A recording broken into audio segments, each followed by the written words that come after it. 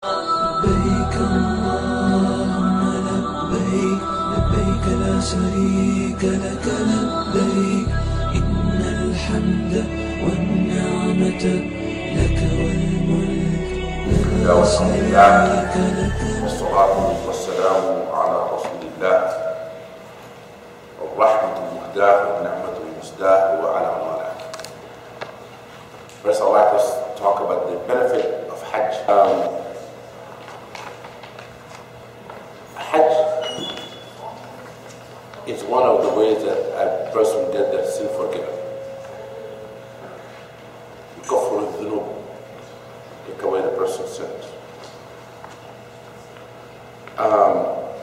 The hadith of Rasul sallallahu alayhi wa sallam, hadith says, Al-Umrah ila al-Umrah, Umrah to another Umrah, كفارة لما بينهما.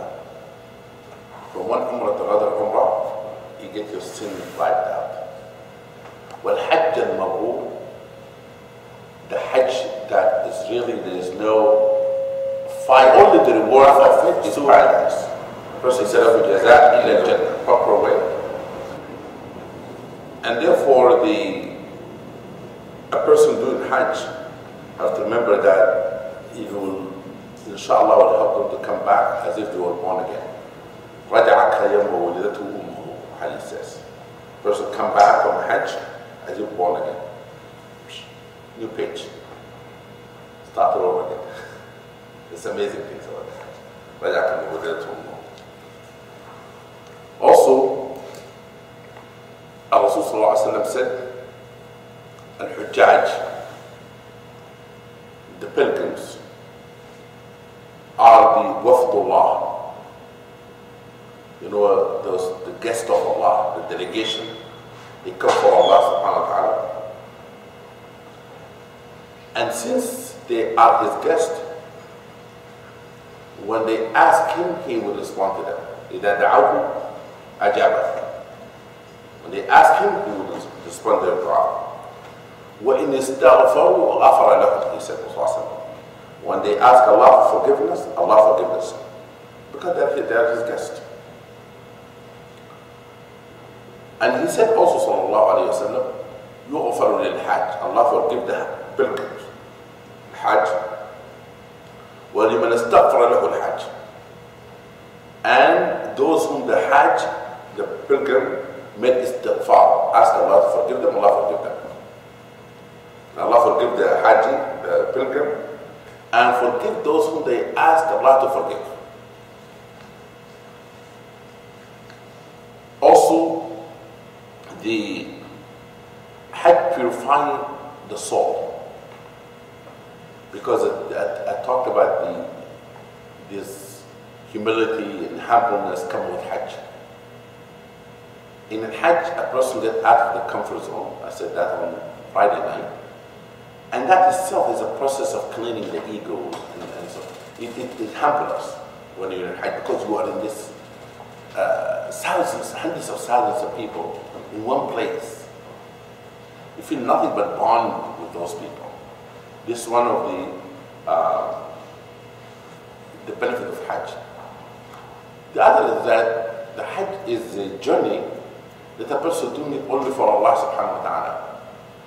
There's no reason for a person to go around a building, whether that building is the house of Allah.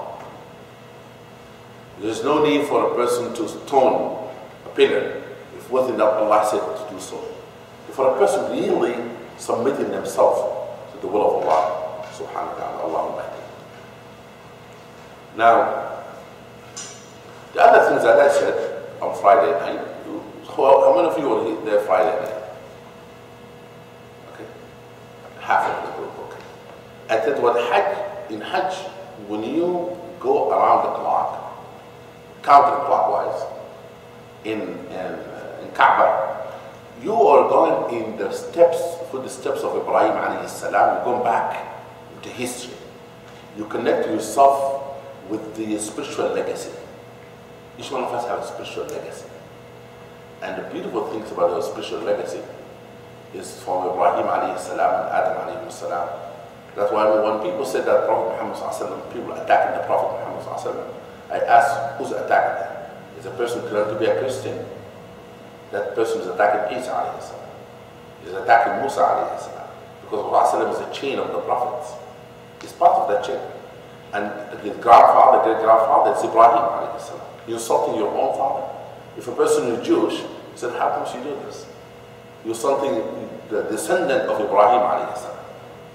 Because when a person go in Tawaf and in Hajj, you get to learn this rich history of the religion of monotheism, Tawheed. From Ibrahim alayhi salam to Rasul sallallahu alayhi wa sallam. The other thing is that it renews this, Hajj will renew this feeling of sense of belonging to the Ummah, the Muslim community. Because the community now really is being enlarged so much. Literally, you are in the company of representative of Muslims from every corner of the world. And nothing, no convention, even it's not convention, no convention can do this. This is the best convention of Muslims. They've been convened in one place by Allah calling them, and the logistic and the other things that some of them have taken care of it because of the way we do the rituals. You know, just no one sitting there and telling you, you have to move this way. You get in and you know where to move in Hajj. That's why Hajj still remains one of the most fascinating rites or rituals in Islam that many people have read books about it, and CNN covered, ABC, name it. Because for them, like, wow, there's millions of people coming. And now with the age of internet, you have everyone, and they allow you now in the haram, take your own picture. They used to prohibit taking pictures. Now you see people with iPhone and so taking their own picture. And when they come back home and load it, millions of people will see every individual experience in their own Hajj. The other thing is that Hajj will teach a person to take away what I call the concept of being selfish, because now we have to share everything. You have to share the space, you have to share the bathrooms in Medina and Arafat. You have to share. You know, that sharing itself creates another dimension in us. That we're not very much individualistic anymore.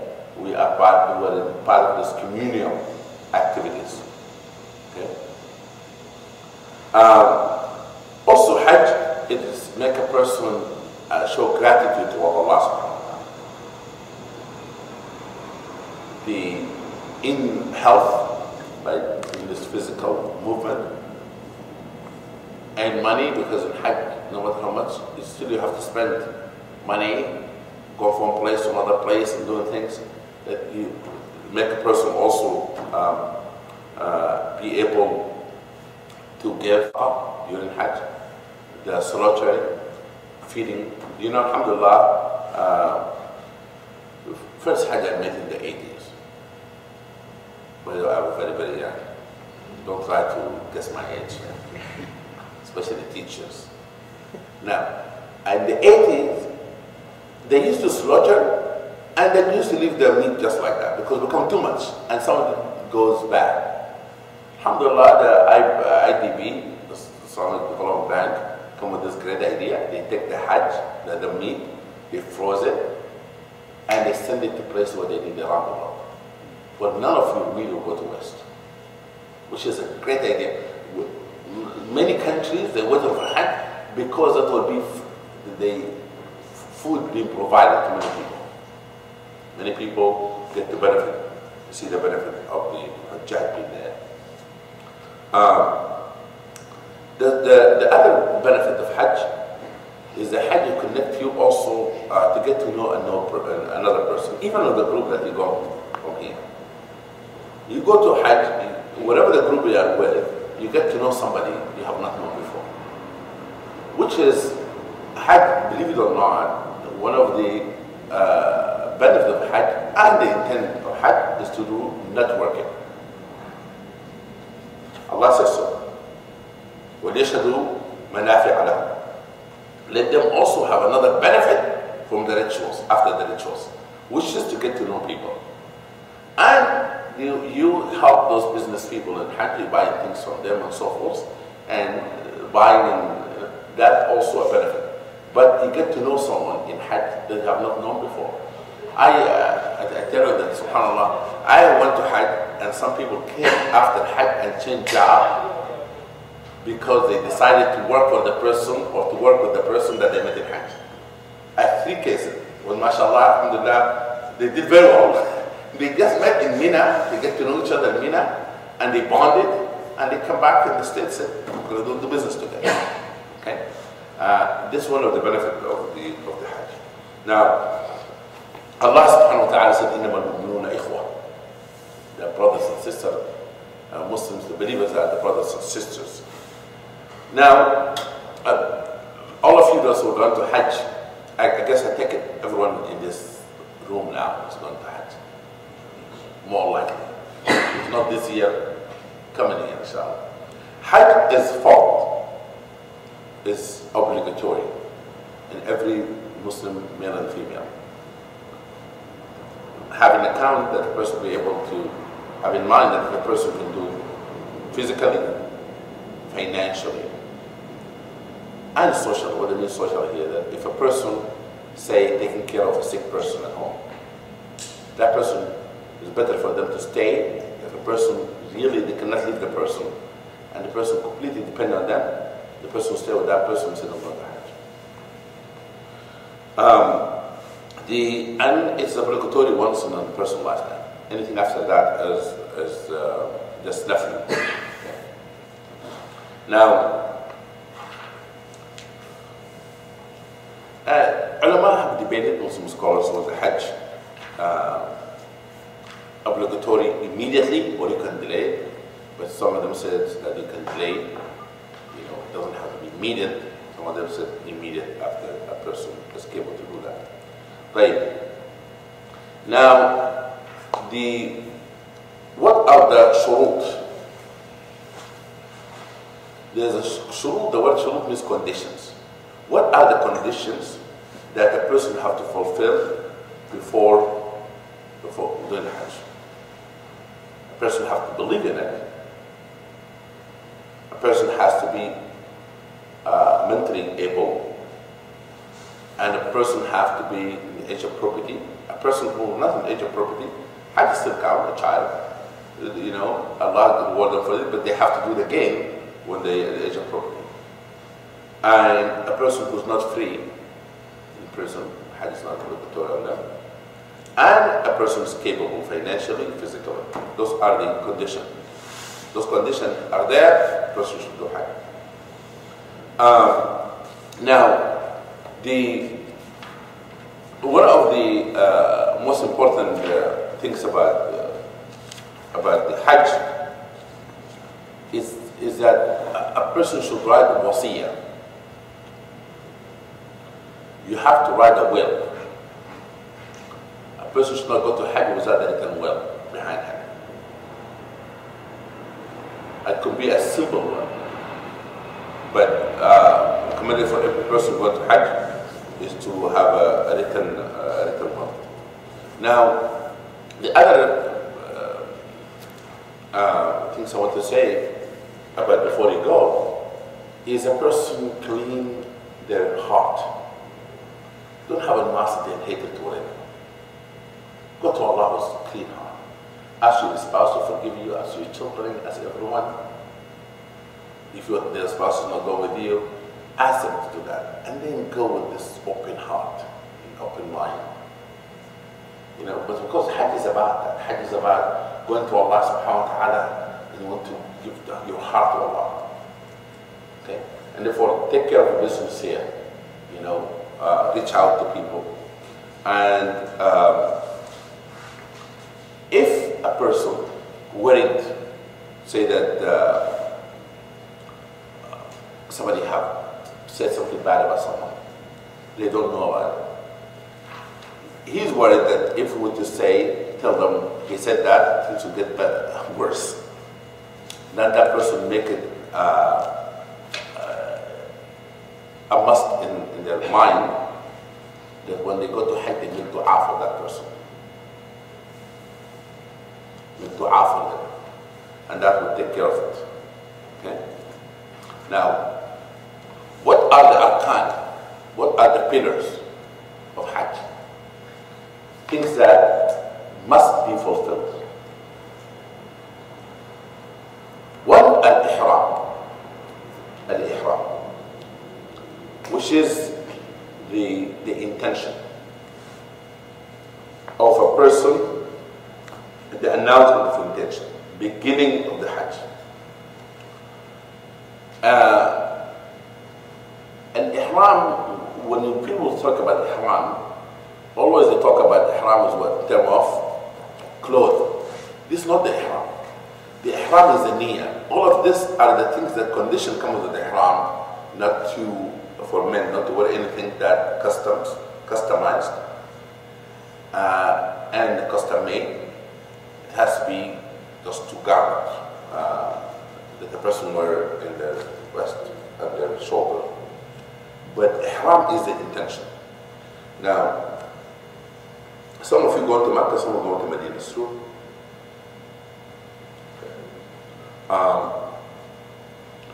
When you go to Makkah, if you go to Makkah first,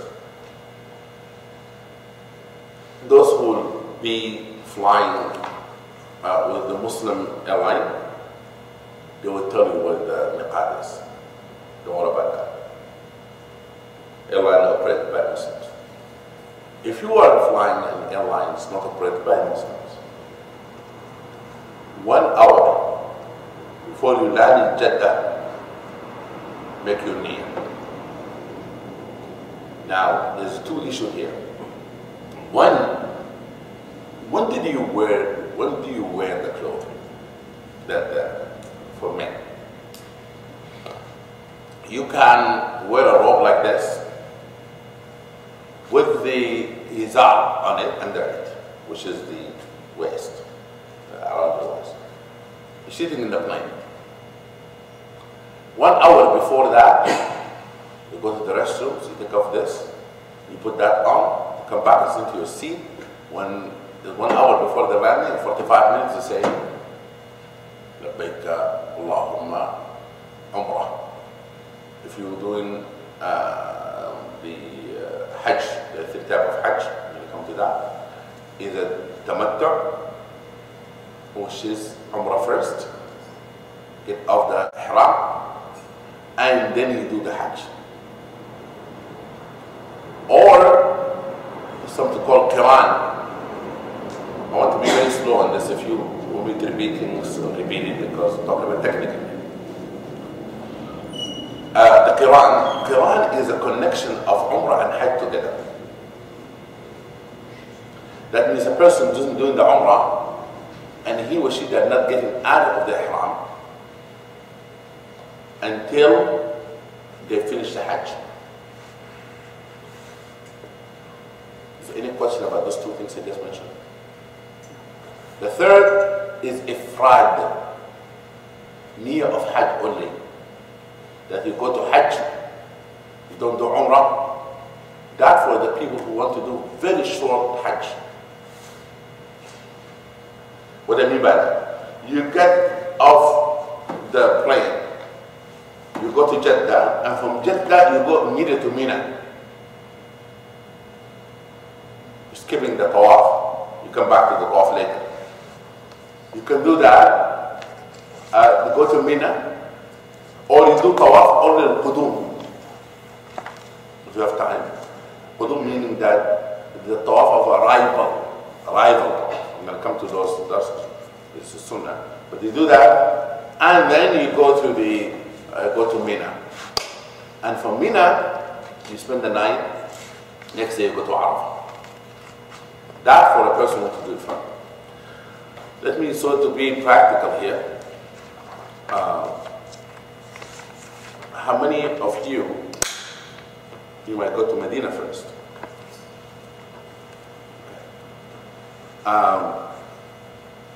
if you don't go to Medina first, that will help you with all of this.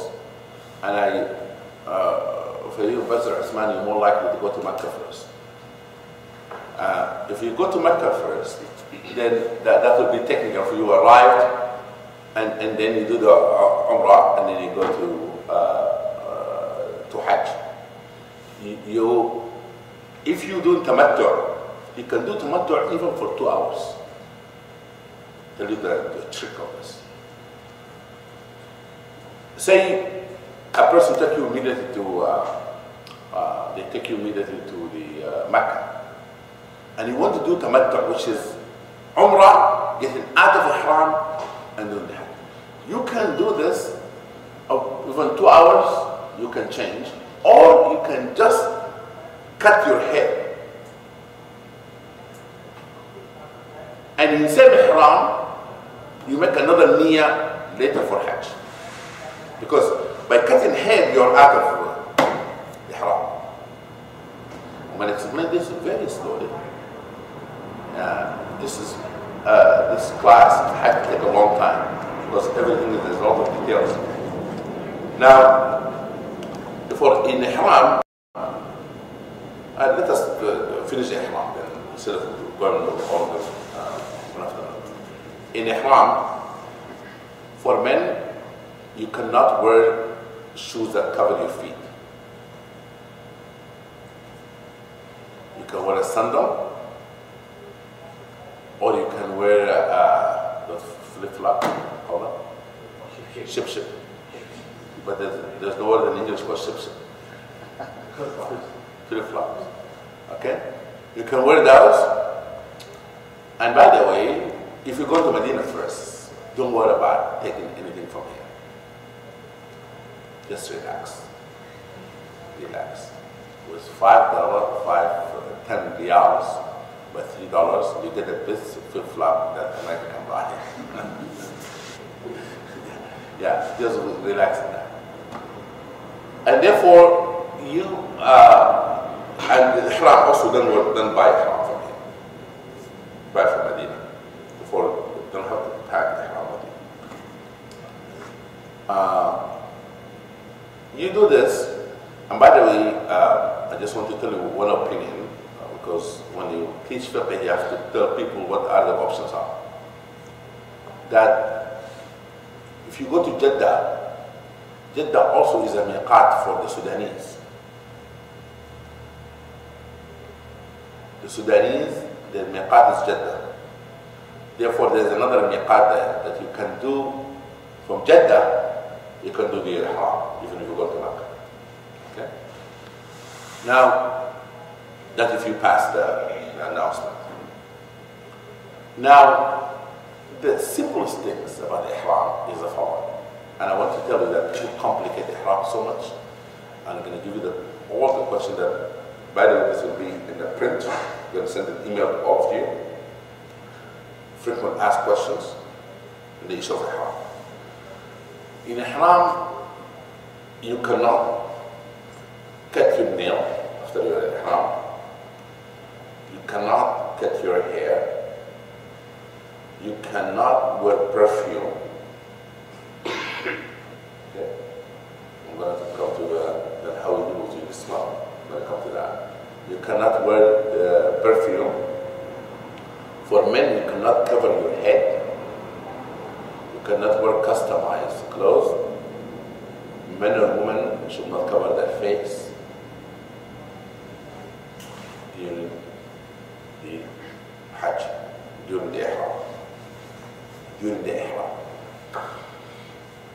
Now, you cannot get married, you cannot get engaged while you're in Ihram. You cannot make a proposal to say, oh, I like that lady in the Tawaf. You cannot do that. You shouldn't be looking at the lady anyway in the Tawaf. Okay. Now, this is the things that a person cannot do in Ihram. There are certain things I don't think Americans have access to, which is hunting. You cannot hunt nor cut trees. not killing any animals except a snake or something like that going to hurt something. That in Hajj you are in peace with the world. No fight with human being, no killing anything, no cutting trees. SubhanAllah, you are in this peace with the world. There's the harmony between you and the universe. You know, you get to throw yourself in this ocean of peace. That's what I like about Hajj, discipline. Now, when a person fulfills those conditions and carry through the ihram, there's no problem in the ihram. Okay, brother, I have a habit biting on my nail. It's a bad habit. I'm not saying I have. I said something you tell me that's me. I said, if by mistake and intentionally you did this, the ihram is still valid. It does not violate. There's two things: unintentional and mistake, or a person forgot. Say a person went down in Muzdalifah and by mistake covered their face and they realized that covered their face or reopened their face from the blanket. People say, like, brother, I think my ihram is gone. I said, brother, you're dealing with Allah, the most generous, most merciful. You intentionally did this? No. Even if you intentionally did that, the ihram is not gone. You have to pay some penalty. But it's not the, I don't like people to be paranoid with ihram. You arrived and went to a nice hotel. You were in ihram. You forgot, sisters, brothers. You went and used that soap, that scented soap. Or you used the shampoo by mistake. Don't worry about it. As long as it's a mistake, يفعل أمتي الخطأ والنسيان.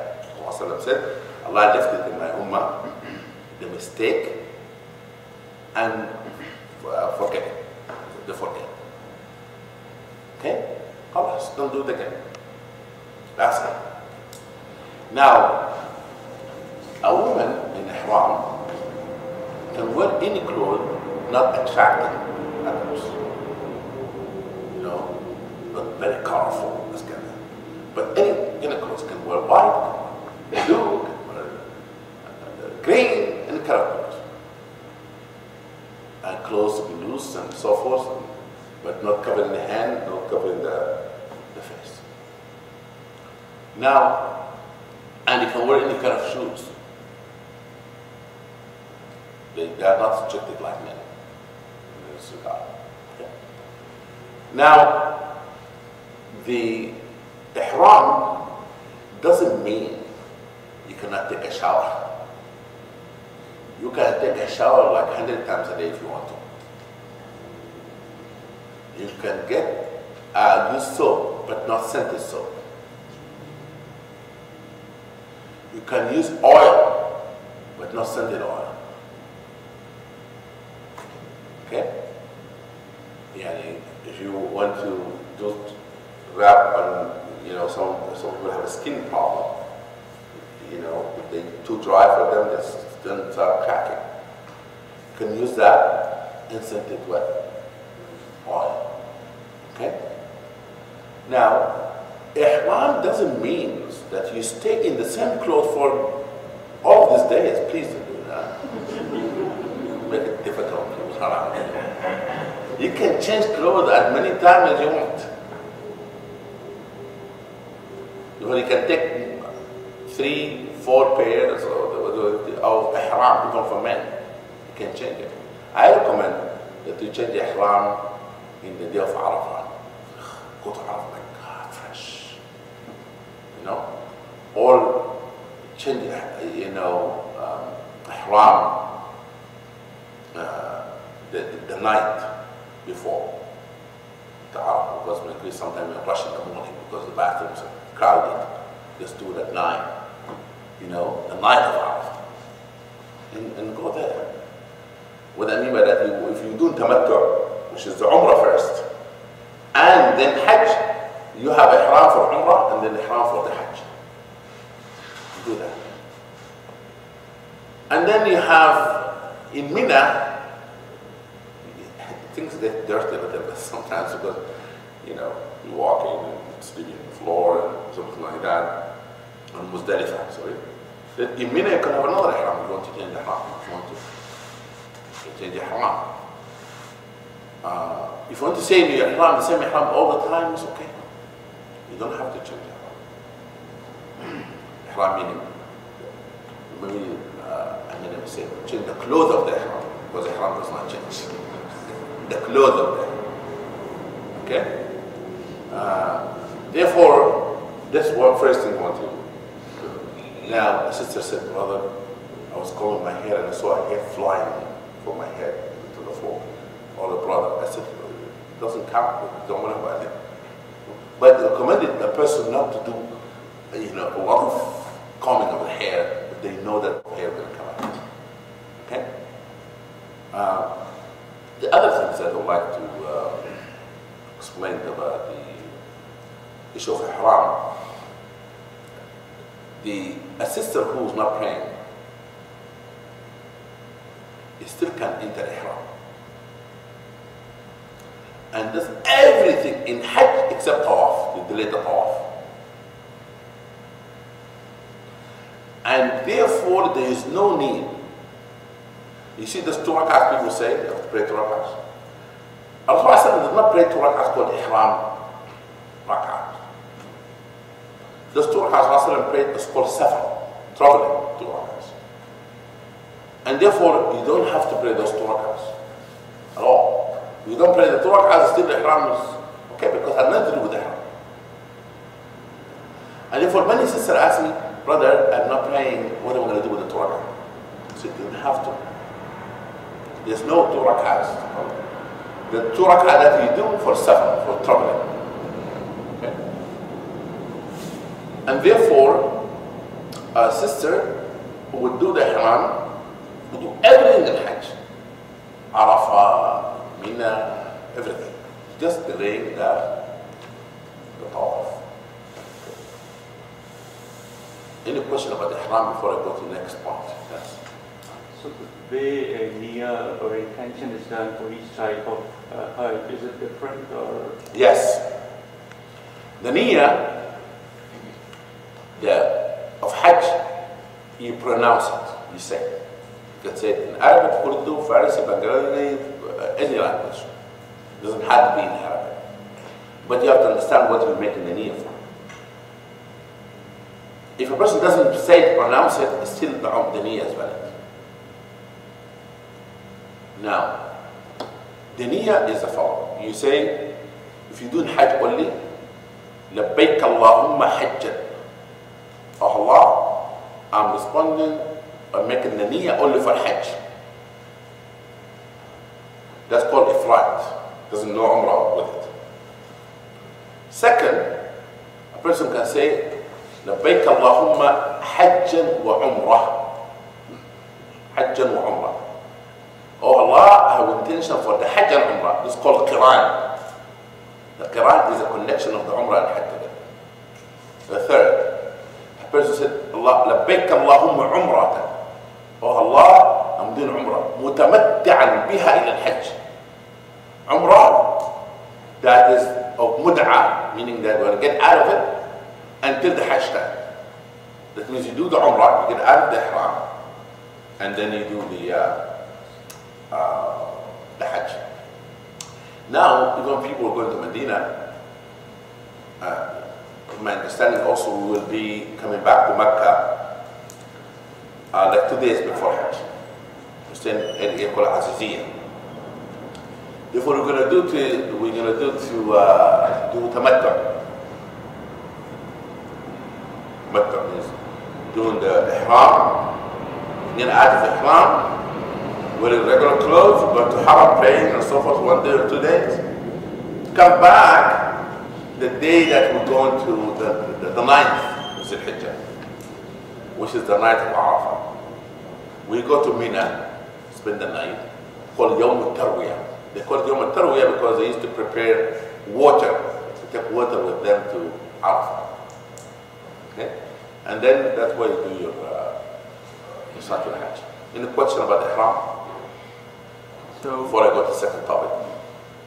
So for the people who are doing tamattu, when do we get onto our second ihram state? Before the night. Mina? Yes, before you go to Mina. Okay.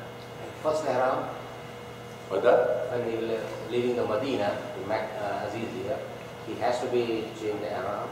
Oh, going to Mecca to begin with, you have to do ihram from Medina. Yeah. In Medina, there's a place where it's called Abar Ali, Yeah, but where you make your niyyah for the Umrah. You're not going to enter Mecca, very important point. You're not entering Mecca from Medina without ihram. yes.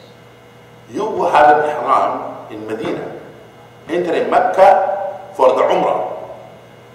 Okay, so you just make the intention for Umrah at that time? For the Umrah, yes. Okay. And then, after you do the Umrah, you're going to stay in Mecca.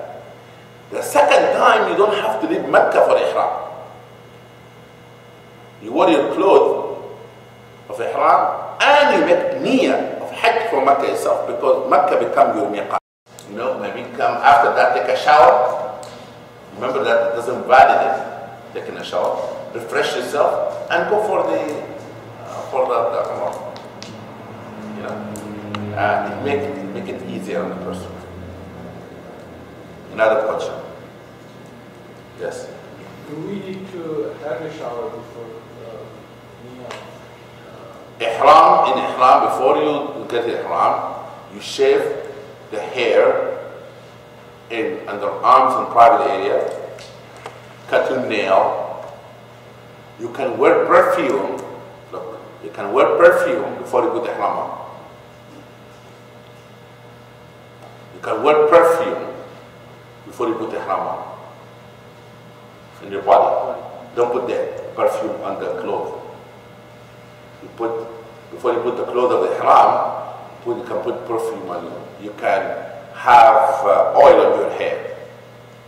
You can take a shower using shampoo and conditioner. No problem.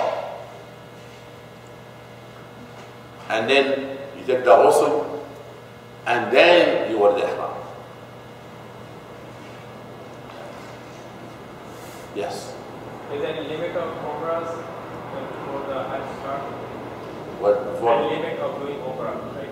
There's no limit, but it's better not to do many umrah before the Hajj, because Like if you're saying like more than 1 week there, before the Hajj. before the Hajj is what they recommended, that you do umrah, only one umrah, and you tamattu and do as much as you want tawaf. Tawaf. But you can do more than Yes. But the sunnah is one. Yes, but you have to remember, if you do that, you have to make a niyyah of the umrah, of the Hajj separately. Separately. It has to be only for the Hajj. You cannot mix it. Another question. You get it covered? You can cover the ihram. And by the way, you're going to get a lot of help in Saudi. I'm just preparing you emotionally, psychologically. You're going to get a lot of help. People are going to tell you what to do and so kind of thing. And those who I'm going with, you're going to have me ask me all the questions. The second rukn is sa'i. And sa'i is running between the two mountains called Safa and Marwa. Yes. By the way, this sa'i rukn, except in Ahnaf, madhab al-Hanafi, the sa'i is wajib. السعي بين الصفا والمروة, you do 7 rounds, but in the Hanafi the minimum is 4. You run from Safa, Marwa, Marwa, Safa. How many of those? 2. I'm going to general idea because some of those things you're going to read them in print, okay? But I'm giving you tips that, in practical tips. You can ask me all the fiqh questions also as we go along in the details. But there's a very important question here. You see the Maqam Ibrahim, there's something like covered with metal or carbon, what do you call that? Nahas. The yellow thing we call Copper? Copper. That Tawaf is the called Sahan. See, this is a Kaaba here. From here to there, from here to there. All of this place we can make Tawaf. You can make Tawaf in second floor. You can make Tawaf in third floor. The 2 rak'ahs after Tawaf, you don't have to pray them behind Maqam Ibrahim. You can pray them anywhere because the place is crowded. Please, no, you don't have to pray them. Please don't pray them in Maqam Ibrahim, in the Maqam itself. Because you're going to hurt people in Tawaf, you're going to hurt yourself. Don't do it. Anyway, just as far as you can go to the end of the masjid and pray the Tawaf. Now, in the issue of the Ihram, just to go back a little bit quickly, that I would like to mention that the ghusl and taking a shower, say the shaving, cutting of the nails before that, a person can put perfume, we said a person can do that, and the clothing, the person have to feel themselves, especially men from customized clothes. We agreed on that. Now, in the issue of Tawaf, say you enter the Kaaba, this is the Hajar al-Aswad, black stone. You enter the Kaaba, brothers and sisters, from this side. That's the door, that your hotel next to that door. You enter from that door, you are not going to enter to an empty square. Never happened. That only you will dream. Okay? You enter the Kaaba and there's hundreds of thousands of people already in the place. Muhammad Magid is not with you. Imam so-and-so is not with you. In Hajar al-Aswad, they used to have a line on the floor. SubhanAllah, a friend of mine, was telling me, he said, I wish that they take this off. Then we read in the Saudi Arabian newspaper, one of the authors, reporter, suggested to take that out, and they took it out. Because it used to be very hazard. People used to do like this. Now, there's a green, just like the exit light there, there's a green light. Two light, double light like that, green, shows you that you come near. And then you see the Kaaba on your left. So that it tell you where you are. Now, you enter from here, and you saw that light there. SubhanAllah, Al-Hajar al-Aswad there. How people go to the Tawaf? Or you enter from this side. You enter from this side. And Al-Hajar al-Aswad is there. Or you enter from this side, and Al-Hajar al-Aswad from there. What comes to American mind? Cut short. That's called death. With capital D. Absolutely. People die doing this.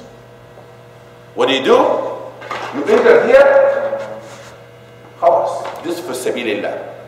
This took 45% of the tawaf fi sabilillah. Astaghfirullah. Astaghfirullah. Astaghfirullah.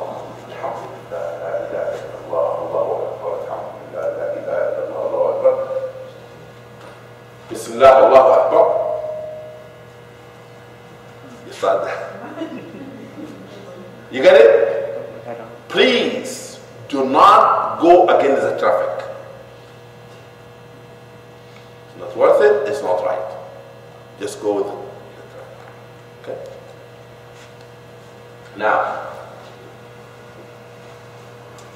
you do the sa'i. In fourth round, or third round, you don't think you have your wudu anymore. What do? You get out, make wudu, go, come back, start all over again. Is that true?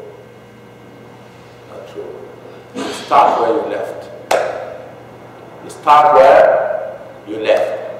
Say, if you lost your wudu in the middle of one tawaf, fourth, you have not finished the fourth, you're going to start with the fourth. You've done 6, you come only do one tawaf, one round. Islam is beautiful, but the Muslim complicated. Because some people might try to point themselves as an imam and then you find they say, oh, you have to start over again. I said, no, this is not true. That way you start where you left. Okay? Now, the 2 rak'ahs, you pray them anywhere. There's something called sunnah that it is not a must to be done in the tawaf. For example, kissing the black stone is sunnah. It's not a farz. That's not, as I said. Touching the Yemeni corner, which is in this side. The black stone on this side, the Yemeni corner on this side. Called Yemeni corner. Both on the same side. Between them, you say, رَبَّنَا آتِنَا فِي الدُّنْيَا حَسَنَةً وَفِي الْآخِرَةِ حَسَنَةً وَقِنَا عَذَابَ النَّارِ. Allah give us the best of this life and the best of life to come and protect us from hellfire. Touching it is fine. Don't touch the Kaaba anywhere else. Except this here during Tawaf. Now, although the Saudi, alhamdulillah, they help us in this, they close the place. There's a half circle in this side. This is the Kaaba here. In this side here, there's a half circle. This half circle is part of the Kaaba. You cannot make tawaf between it and the Kaaba. Because if you do that, you make the tawaf inside the Kaaba. You have to go around it, called Hijr Ismail. Hijr Ismail. They close it, they do practical things which I like very much. They don't allow people to come in so that people don't get confused on that. Okay. For men, in the only first tawaf you do what they call the raml. In the first 3 rounds, you do like this, if you can. Too crowded, don't have to do that. Like this. And you show your right. You show your right shoulder, expose it.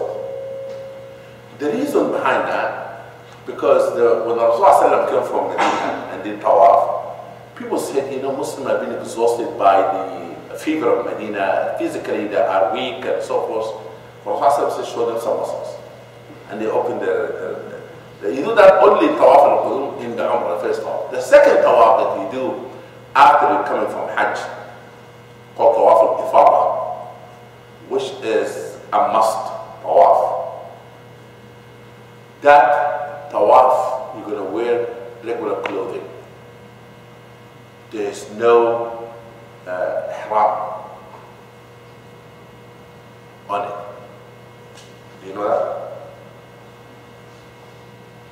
The tawaf al-Ifadah, the tawaf of Hajj, and the sa'i of Hajj, you are doing in your regular clothes.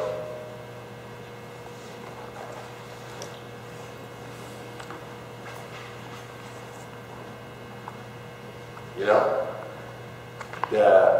that sa'i and that tawaf for a person who doing tamattu' only. The tawaf for everybody. But the person who does tamattu', he has to do another sa'i. Not even 2 mountains. For a person doing qiran, it's 2 tawaf and 1 sa'i.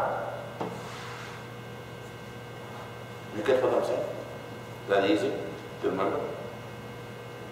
So, okay. Now,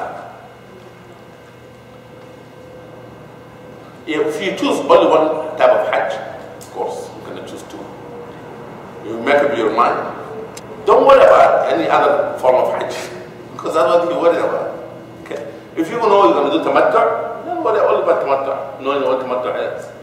If you do Quran, don't worry about Quran. Well, I don't like you to memorize the 3 Hajj in your head, because you're not going to do 3 of them.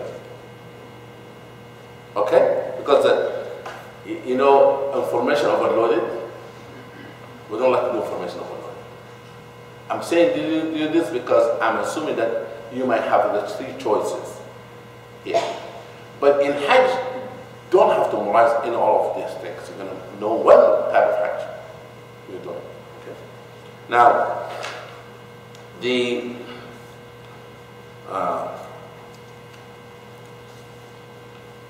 after you do the Tawaf, you do the Sa'i.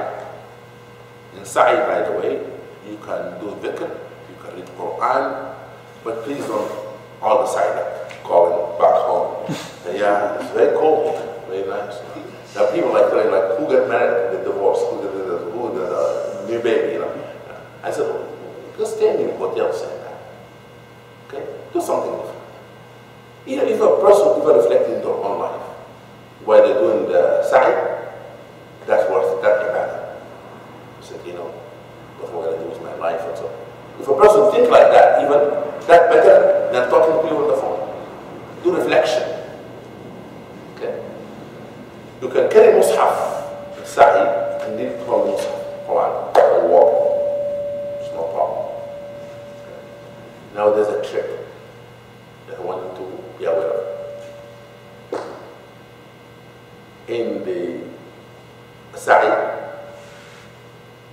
that sometimes there's some people in the Marwa killing scissors. So, cut that. They've been kicking them out, but sometimes they confuse people. Some people give them their head before they finish the Tawaf. The Sa'i. Don't do that. Don't cut your hair in the Sa'i. We are clean people, as Muslims. This is not a place to cut your hair. Cut your hair in the hotel, cut your hair in the barber shop. But the sister doesn't have this much. Okay? Some scholars say from all the hair or from the 2 braids. Right? You know, like you can have them like this. You can have your hair in 2. You cut here and here, not much. Okay?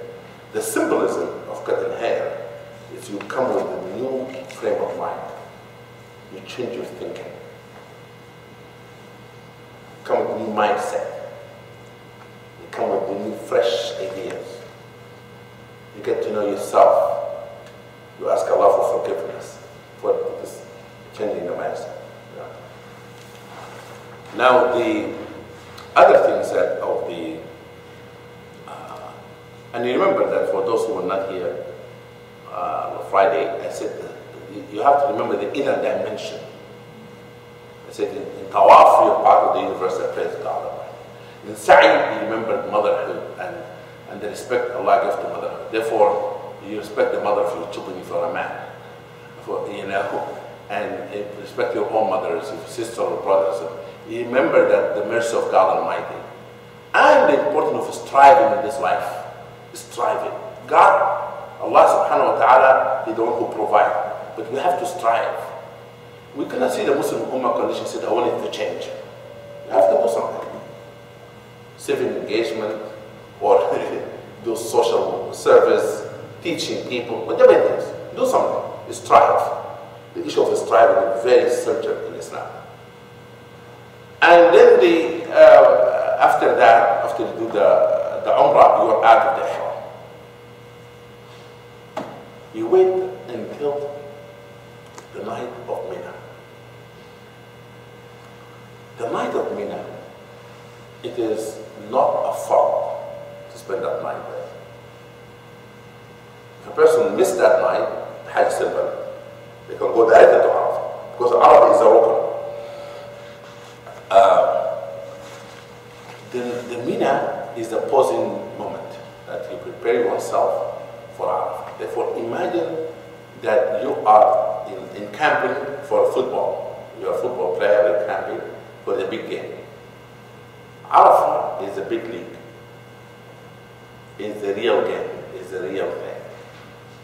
Therefore, either I recommend for you to take a nice, good rest, sleeping, or you want to get up after Fajr, or before Fajr, you make a istighfar, just before Fajr, ask Allah for forgiveness, you pray Fajr, and you prepare oneself emotionally, psychologically to be in Arafat.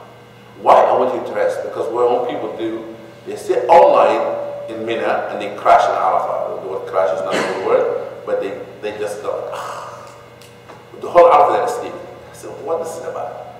You know, you cannot wait.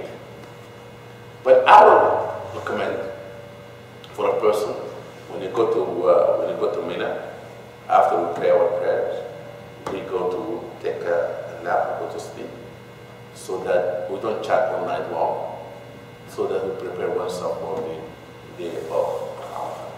Now, there's something, by the way, Arafat, the day of Arafat smells different. Not exactly. There's something in the air. You get up in the morning and you feel there's something different. I feel every Hajj. You get up in the morning and say, SubhanAllah, this is the day for me. I'm going to do the touchdown. I've been playing this all these 9 yards. You know, now I'm going to push for a touchdown. So when you get in the morning and you feel like something different. And I get emotionally excited about Arafat. Because you go to a valley where they believe that Adam alayhi salam and Hawa met. The valley, that's where a person gets to know oneself, because Arafat means knowing. In the valley, you have a mountain called Jabal Rahmah, the mountain of mercy. You go into a place where thousands and millions of people have come to this place and buried their sin and walked away.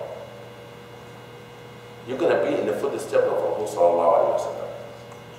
Rasul sallallahu alayhi wa sallam in Arafat gave a declaration of human rights.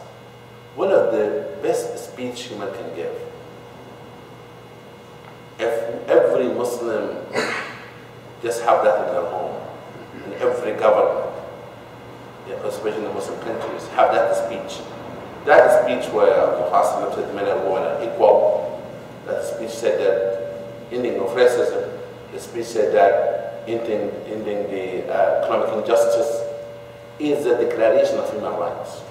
A wonderful, amazing speech. And I recommend for you, go and download it, called the First Sermon of Prophet Muhammad. 100,000 people that year, Prophet have done Hajj only once in his life. And 100,000 people had with him, and when he gave the speech, he asked people to repeat after him, because there's no microphone. He will say something, he will stop a few meters, somebody will repeat a few feet, another person will repeat another person, so that people can hear what Rasulullah have said. In that short speech, Rasulullah have laid the foundation of human relationship. Therefore, in Arafat is where a person have completed the Hajj. Al-Hajj to Arafat. Arafat is the Hajj. A person will be in Arafat from Zawal al-Shams, meaning that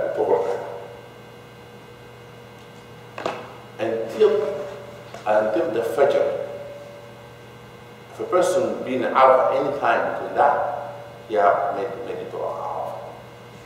If the bus took you and was late, just brought you at sunset, you still in Arafat. Okay? Anytime between the moving of the sun from the middle of the sky to the Fajr of the next day, that duration of Arafat. After that, Arafat time expires.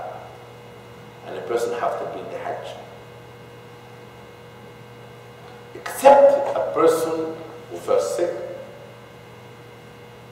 Because when you make a ihram, you say, Oh Allah, making this ihram with the need of doing Hajj. If for any reason I couldn't complete anything of the Hajj, oh Allah, I want to be free from the ihram. And Allah subhanahu wa ta'ala count the niyyah or does not? The intention. It counts in Islam or not? The mercy of Allah, God, Allah subhanahu wa ta'ala. He get the reward of the Hajj. A person, something out of the control. Stop them from going to Arafat. Allah did the reward of the Hajj. Because the niyyah didn't go play around or intentionally missing. Now, in Arafat, there's a khutbah, like a Jum'ah. Most of the time, there's a khutbah in the main masjid there, but also we do a local khutbah in the mukhayyam, on the camp. You don't have to attend those khutbahs.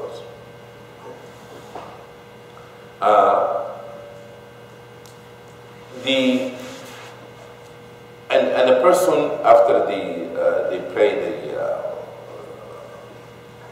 Dhuhr, and then you pray Asr, you go, because in Arafah you do Jam'.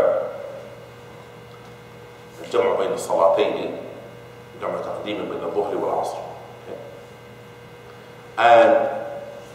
And you don't pray Maghrib, although Maghrib will come in Arafah. You don't pray Maghrib in Arafah. There's only time you delay Maghrib in your life, intentionally. Why? Where do you pray Maghrib? In Muzdalifah. Now, what do you do in Arafah? This is my tips for you. In Arafah, if you arrive before Dhuhr, take a rest. If you want to take a nap, take a nap. If you want to rest, take a nap. Dhuhr comes, stay up as much as you can. Because sometimes they give you a lot of kapsa, you know, with rice and meat, and make you like, try to stay awake. Because if you rest very well in Medina, the night before that, your body will take the stand sitting down on Dhuhr until Maghrib. That's all I'm asking. In America, you work 9 hours. Actually, some people, who don't have 9 hours, will just work. Therefore, if you stay alert, 16 hours sometime in America. You cannot stay alert from Dhuhr to Maghrib, because the sunnah is to take a nap in Muzdalifah, sleep at night. You go to Muzdalifah, and Muzdalifah is not a rukn. The rukn of Hajj is ihram, sa'i, tawaf, and arafah, 4. Those are the 4. Okay? Spending the night in Mina is not rukn. Spending the night in Muzdalifah is not a rukn. It's not a pillar of Hajj. Hajj is valid if a person doesn't do that. But you do what is slaughter a sheep and stay out. Everything else you can fix it. Those are 4 things you have to do. Okay? 4. Now, what you do, and by the way, this before I go to Muzdalifah, the peak of Arafat when sunset. For sunsetting, Al-Asr time, that will intensify your dua. Because as you look to the sun setting, you say, oh Allah, make this sun set on my sin. Let it set on my past that I'm not happy with. Oh Allah, make this night as it begins, it's a new night of a new day for me. Oh Allah, you know that I've wronged myself. But your forgiveness greater than my sin. Your af is greater than my mistakes. And your mercy have encompassed the universe. I'm a part of the universe, encompass me with your mercy. Let me bury my sin in the sand of Arafat. Let me walk away from Allah from this day as the day that I was born again. Keep intensifying the dua. You know, one time I was in Hajj, and I do this group Hajj, group dua. And this African American brother and his wife were in Hajj. And he went to me and said, you know, want you to join to read us a dua. We went to the valley of Arafat, out of the tent, in a corner, and it just occurred to me, I said, why am I making dua for those people, joining them in dua? Let me shatter this idea that the Imam is the one who make dua all the time. I said to him, brother, you know, I don't have to make the dua, you make the dua. I will join you. We'll switch roles. He said, I said, yes, I want you to make the dua. He said, but you know how to make it? I said, no, make dua in English. You need to make dua in English. That's why my dua I make in Arafat. The group dua, we make some dua in Arabic, but most of it also in English. Because we want the person to know what they're saying. When he made the dua, that made me, I was shaking. And I cried so much that he said to Allah, oh Allah, I know there's millions of people who want to come to this place. Because out of those millions, you chose a person who converted to Islam, who come from a neighborhood that no one is Muslim. And oh Allah, you know where I was. I know where I am now. Your act for generosity brought me to this point. I'm nobody. If it wasn't of you, the most merciful, to pick someone like me in this place. Oh Allah, as you brought me to Islam, and you have me change and transform, I beg you to transform those people around me as I go back home. And he made a dua, a beautiful dua. Dua to his wife, dua to the woman. And when I finished dua, I said, brother, this is one of the best dua I've heard in Arafat for a long, long time. And, you know, I said, make dua sincere from your heart. The imams, the people who guide you, Hajj, they are not a mediator between you and Allah subhanahu wa ta'ala. Make your own case. Make your own case to Allah subhanahu wa ta'ala. Allah will take care of business for you. Go with it, okay? Now, therefore in Arafat, the peak of Arafat is the sunset. Now, you go from Arafat to Muzdalifah. And in madhahib, that is wajib from the night until Fajr. In Hanafi madhab, the wajib is after Fajr. In Hanafi madhab. A person lives after Fajr. You go after Fajr. Muzdalifah, by the way, is an open space. Some people do sleep under a tent, it's fine. In Muzdalifah, it is where called al-Mash'ar al-Haram. Al-Mash'ar al-Haram, there's a mountain called al-Mash'ar al-Haram. That where Allah subhanahu wa ta'ala said, praise Allah, remember Allah subhanahu wa ta'ala, engage in dhikr. But also Rasulullah took a nap, slept. Okay? And after Fajr, you collect the stones. But by the way, the minute you arrive to Muzdalifah, the first business is to pray Maghrib and Isha together. First business is pray, because remember I said you delay Maghrib. You delay Maghrib until you reach Muzdalifah. No matter how late you come to Muzdalifah, you pray the 2 rak'ahs, the Maghrib 3 rak'ahs and Isha 2 rak'ahs. And in Muzdalifah. Now, after you do that, do dhikr, take a nap. You can collect the stone if you want to at night, but it's better not to occupy yourself so much with that. Some people, the minute they get out of the bus, they go and collect the stones. Don't do that. You don't have to do that. The other thing is that you don't have to collect the whole numbers of the stone, like 49, 70, 72. Huh? 70? You know, you have the first day 7, 21, 21, 21, 3 times. 70. 70. 63 plus 7, 70. What that? 3 days, 21 into 3. It's 70 stones. 70. 70. So 70. There will be 4 million people picking up stones, right? You will not run out. You will not run out of stones. You know the question. I know it's coming. Yeah. And you don't have to wash the stone. Some people have to wash. I don't know where they get that. Like perfume them. You're studying the shaitan because the most thing you want.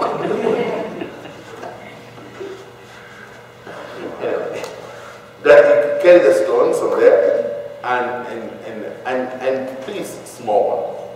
You know. People you're gonna hurt someone. Okay? And if this, I don't know if you can see this computer here. I will show you I just want to show them like this. We're supposed to have a PowerPoint presentation, but because the facility does not allow that. There's no mechanism. They're going to email you the slides with the picture. But alhamdulillah, yes. See this? You see it? Yeah. This is how big and wide the wall is you're stoning. You're not going to miss that. Don't worry about it. Okay? Now, this is something I want to tell you. After Muzdalifah, we leave with the stones and you go to stoning after Fajr. It doesn't have to be immediate after Fajr. You have a time until sunset. For those who are physically sick, they're not strong, they can leave after midnight actually. But go with the group. If the group leaves after midnight, leave after midnight. Because it's only spending some of the night of Muzdalifah that you fulfill the wajib. Then you can go to the drum. Rasulullah gave permission to Al-Abbas, his uncle, and some women to leave at night. You go to Ram or Jamra, you only stone one Jamra, call it Jamrat al-Aqaba. First day, only one. Let me tell you some of the trick. You know, as you go to the Jamra, say you come in this way. This way they open the place. You coming in, or you come this way so the microphone does not trip on me. I'll trip on the microphone.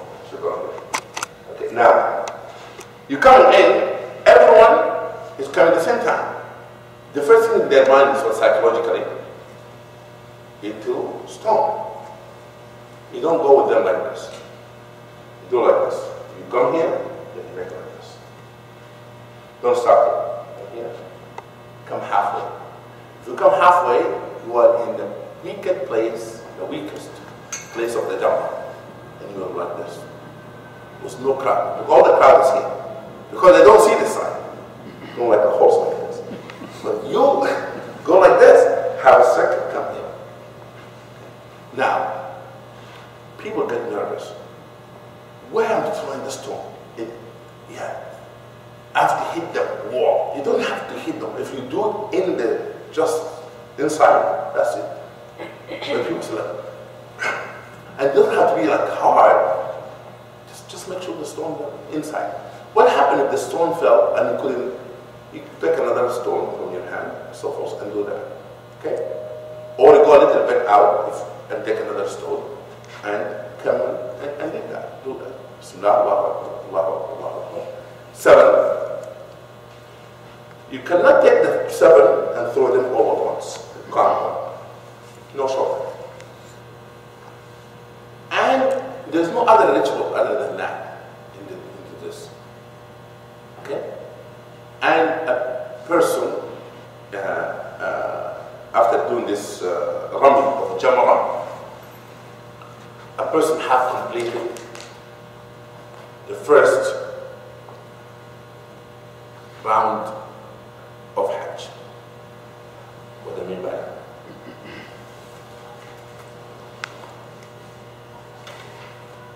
Look at your hair. You can wear regular clothes. Men are free to go. Men clothes.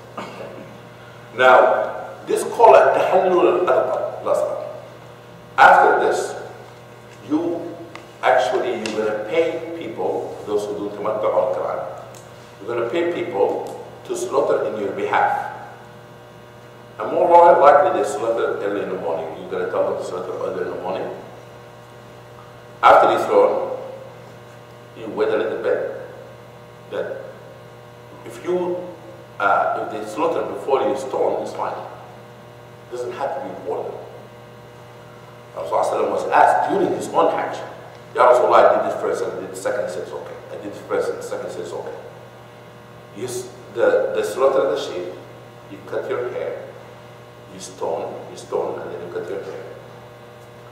And then you are wearing regular clothes. You can use perfume, scented soap, except relationship between husband and wife. It's not permissible. Until that person does what's called Tawaf al-Ifada. Tawaf al-Ifada. Tawaf al-Ifada, which is the Tawaf of Ziyarah, is when a person gets completely out of Ihram. Okay? That, you do that, you can, during the 3 days of Mina. It doesn't have to happen the same day. If you could do the same day, that's fine. Just go with the group. You can do the second day, you can do the third day. And by the way, you can wait until you go back to Mecca. After Hajj is over completely, still you can go back and do that. Tawaf, Siyam, and the Sa'i. And you do the Tawaf and the Sa'i in your regular clothes for the men. For women, the same thing. I said there's no worry about cutting nails or combing hair or getting shampoo or all of this because now we are free of the ihram and so on. Now,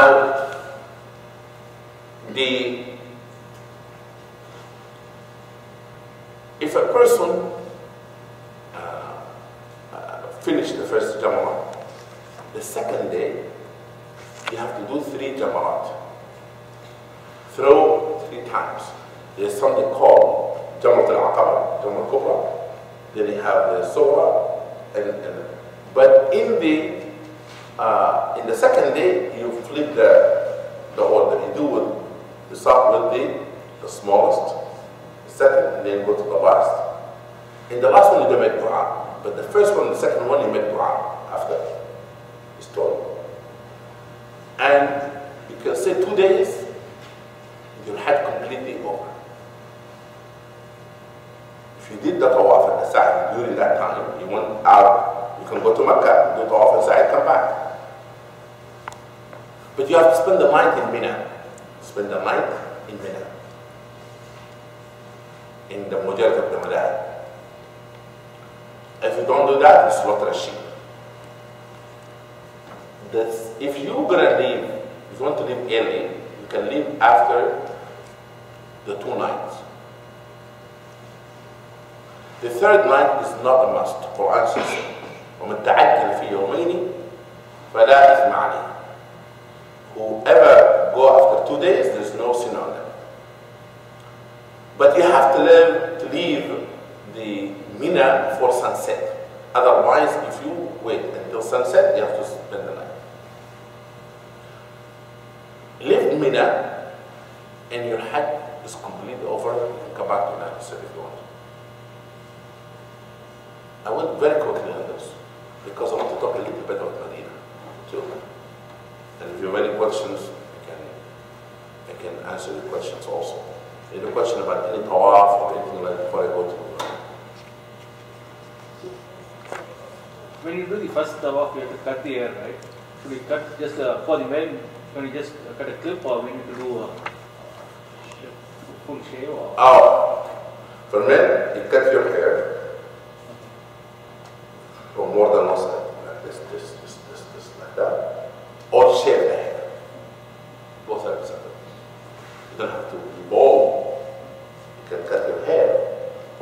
shave the whole thing, you can shave the whole thing.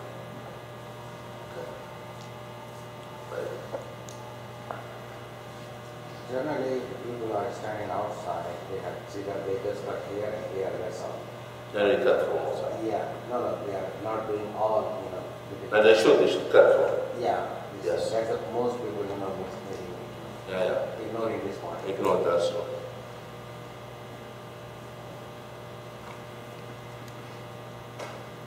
Any other questions? Yeah, question. Yes. When you do the rakatain, Maqam Ibrahim, you have to get the Maqam Ibrahim between you and Kaaba, or you can do it anywhere. Yeah, that's what I said earlier. You asked a question. Avoid praying at the Maqam Ibrahim. Just distant. You can pray behind Maqam Ibrahim anywhere. But don't pray in the middle of the Tawaf of people. But still, you have to get Maqam Ibrahim between you and Kaaba. You don't have to. You don't have to. The 2 rak'at anywhere. Because it's not a wajib. It's not a fard. It's mandub. It's preferable. Any other? After Tawaf Ifada, say Ifada, no need to cut any hair. What's that? Say on Ifada, when we completed Ifada, say Ifada, you're not supposed to cut hair. When we make Tawaf and then say. Yeah, you do it only once. Yeah, that's. Yeah, there's no, because you have already added the Quran. Now. One question here, please. Now? Sorry, General. Yes. You described 3 different kinds of Hajj or Tamattu. Who will tell us, or who will make decision which one we're going to do, or how does guys in the same group will do the same thing, or they can do one thing or another? Every person can choose what they want to do. But if you group timetable, it makes you do tamattu. You have 2 options actually about the Hajj. Either you do Quran or you do tamattu because you have enough time. Hajj al-Ifrad is a person immediately going to Hajj. It's Hajj alone. And preferable to do one of those 2, either tamattu or Quran. So we are doing the Medina comparison. If you go to Medina, either you do Quran or Tamattu. Because you go to Medina, you can come from Medina. If you want to stay in Ihram, then you can stay in Ihram all the way. You know? Like, okay, let me give a practical issue. A sister did the Ihram, but she knows that she cannot do Tawaf. What I suggest to her, to go and do sa'i and delay the tawaf. Therefore, she can do what we call Hajj al-Qiran, to make it easy on herself. Because she's going to do 2 tawaf and only 1 sa'i. Now, can I stone on behalf of my wife? Yes, you can stone on behalf of someone, but you first stone for yourself and then you stone for your spouse. Or your mother or father. Any other question? Yes, wudu is required only for Tawaf, right? For that? Wudu. Wudu, yes. Just for Tawaf. For Tawaf. For anything else, there's no required for wudu. And this is stoning of Shaitan. Some people here take it so personal. There's symbolism there. You know the story. Ibrahim alayhi salam wanted to sacrifice his son. And he saw that in the dream. And the Shaitan appeared to Ibrahim alayhi salam 3 times, and Ibrahim stoned the Shaitan. The stoning of Shaitan is symbolism. First of all, you carry the stone from one place, and then you stone in another place. Evil, a person have to plan to fight evil. Whether it's issue of hunger that brought many people to misery, whether the industry of sins, whether the trick of Shaitan on ourselves. You have to be able to encounter the planning of Shaitan with your own plan. That's the idea. There's a symbolism of that. The other thing is that a person has to be aware. To get out of sin sometimes, or to find, you have to have gradual steps. That's why it's not only once, one after another. The other thing is that it reminds us of a young man who's willing to give his own life. And you ask yourself, what I need to sacrifice to draw myself closer to Allah? I might need to sacrifice my sleep so I pray for it on time. So I might need to sacrifice some money to give in sadaqah. What is the one? Who's your Ismail you want to give up? And who's Ismail in your life? Meaning that Ismail wanted to give his own life. That's a question in the whole short story. You need to think about that. And now, many people emphasize on the sacrifice that Ibrahim alayhi salam have done. Every time you hear the story of Ibrahim and Ismail, it's about Ibrahim. It's true or not? How about the young man Ismail, the one who said, Ya abati fa'al ma tu'mar. My father, do whatever Allah command you to do. It's about Ismail. The young man willing to give his own life. And when a person is young, it's more have love for life. You know? And Ismail is Ibrahim in old age. Therefore, it is about the submission, resistance of temptation, willing to give oneself to Allah subhanahu wa ta'ala. That's what it's all about. But there's too much emphasis in Ibrahim alayhi salam because most of the people who wrote the book are fathers. But they wrote it from the father perspective. But no one, a son, wrote it from a young perspective. If young people would write the book, they would write it from Ismail perspective. Alayhi salam. Okay. That's very important for us to remember as we do this story. I did not go to the dimension because I want to operate on Friday night. Any other questions? Yes. Can you review the requirements of performing the ghusl? Is the same for everyone? Yes. Performing the ghusl is a person first to clean, for example, private area. A person make wudu and do not wash their feet. Leave the feet to them. Wash from the top down and use those only water. You can take a shower and use soap before the ghusl. And then you conclude the ghusl by rinsing yourself and then just take the water and the person wash the body from top to down, wash their feet. They can even without ghusl compare. Because the ghusl includes wudu as well.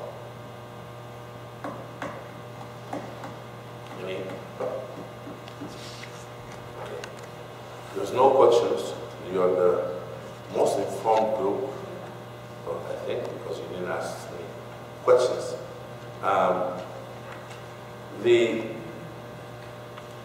The issue of the visiting Medina. Medina is a city that has one of the cities that has very special love for. Mecca, of course, is the al-Qura, the mother of all cities. The Kaaba, the best place. But when you go to Medina, you are actually walking into a city that make it possible for you and I to be Muslim.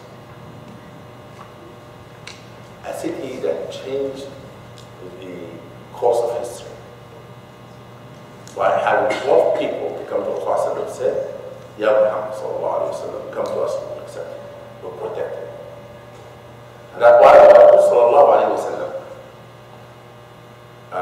went to Mecca and Mecca was open for him.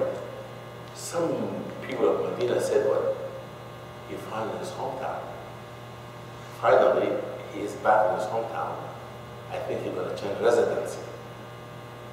He's going to change the capital back to Mecca. But he was born.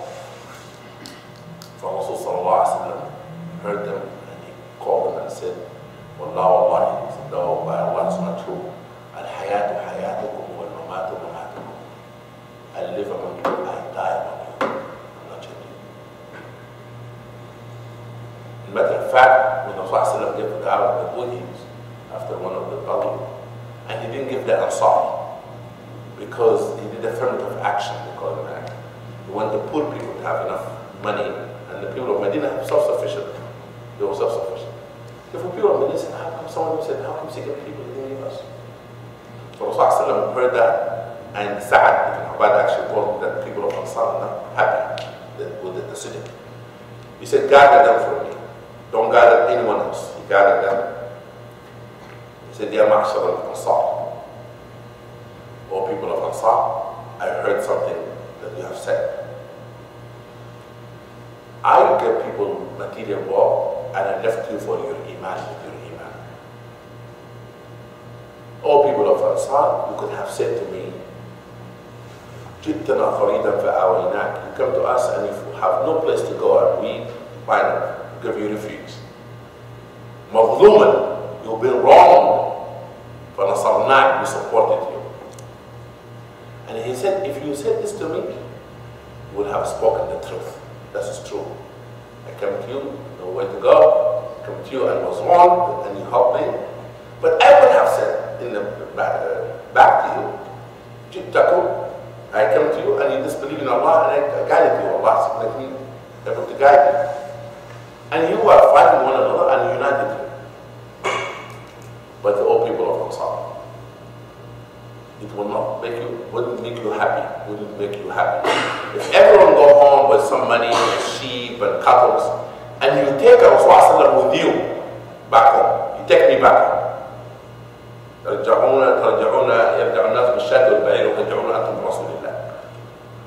They said, Radina Rasulullah, we accept Rasulullah, and they cried until their beard became wet.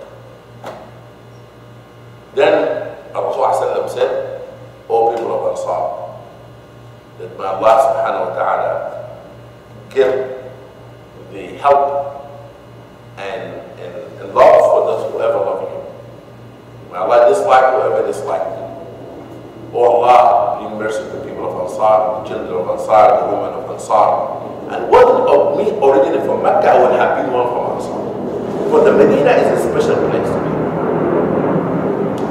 Walk in Medina, there's another smell there. You can smell it. Honestly. You can feel it in the air. Medina. You walk in Medina, and you can imagine that Sahaba walking around you. You can imagine that you are walking in the street, and the person walking across the street is also Sallallahu Alaihi Wasallam. You can imagine where Rasul was living because he was buried where he was living. And therefore, in Medina, this etiquette. In the Masjid al-Nabawi, when you go to the Masjid al-Nabawi, for Rasul Sallallahu Alaihi Wasallam, don't you raise your voice, don't shout. So Allah says, don't raise your voice in the presence of Rasul. In Medina, there is a place called Arafat. When we send you the picture. Arafat is there's like a green carpet. Arafat is between the minbar and where the Rasul been buried. This place is very crowded. If you get a chance to pray there, alhamdulillah, pray there. If it's not, come closer to it and pray. Because Allah near what? Near comes. If you pray 2 rak'ahs, please, during Hajj, move. Don't insist to sit. Give a person some chance to pray 2 rak'ahs. Relocate. Yes. This is the Masjid al-Nabawi. Sallu ala Rasulillah. Okay. In Masjid al-Nabawi, this is actually it's called a rawah. This is the minbar, and there was the Rasul been buried. Yeah, this is the minbar, and where the Rasul been buried. That is considered called rawah min riyad al-Jannah, a piece of paradise. Now, you give salam to Rasul sallallahu alaihi wasallam by saying, "Oh Rasulullah, peace be upon you. Assalamu alaikum ya Rasulullah. I testify that you have conveyed the message. I testify that you brought the light to us. I testify that you have completed your mission. I'm a living witness. I am a living witness. I'm here as a living witness that you have not witnessed. And then you say, oh Allah, give him al-maqam al-mahmud alladhi wa'adahu. Allah give him, oh Allah give him the station that you promised him. As you make salam on Rasul sallallahu alaihi wasallam, then you give salam to Abu Bakr and then to Umar. And that is the ziyarah. Any questions? Question about Medina? Is there any other places interest in Medina? What that? Is there any other places we can visit? In Medina? Medina is a historical site. Uhud, Dua for Hamza, radiallahu anhu, Mus'ab ibn Umayr, radiallahu anhu, and the people who died in Uhud. There's a ziyarah. We'll go to ziyarah. For those who are going with us, we'll do that, inshallah. We'll talk about that more. Okay? Any other questions? No? Just make your niyyah clean. Prepare oneself emotionally, psychologically for the trip of Hajj. And then we'll go out, inshallah. Traveling arrangements, like not taking too much luggage and... Yeah, I don't know what is the sijjah. Yeah, he's said he will be here. Yeah. Yeah. About traveling light. Yeah. Don't care for too much things. Travel light. Because I'm telling you that in Saudi, the cheapest things are clothes. You will not run out of clothes. Because with 100 riyals, you can fill a full suitcase with clothing. You know, don't worry about it. You know, it's simple. What about Jabal al-Nur? Make sure you take your medicine with you, though. Take with you a cough and medicine. For those that are going with the fifth pillar, I think there was an email sent out with all the essential items. Vitamin C. Yeah. How many people going with the fifth pillar? Okay. What I'm going to give to those who are not, that take medicine with you. Take any medication. So diabetic, take that with you. Those are the issue of medicine. Take medicine with you. Very important. The other thing is that I will advise you to have more than one copy of your passport. Although your passport will be, you surrender your passport actually. There's only place where you feel like, really, now, there's no way to go. Unless you complete the Hajj. You surrender your passport to the Saudi.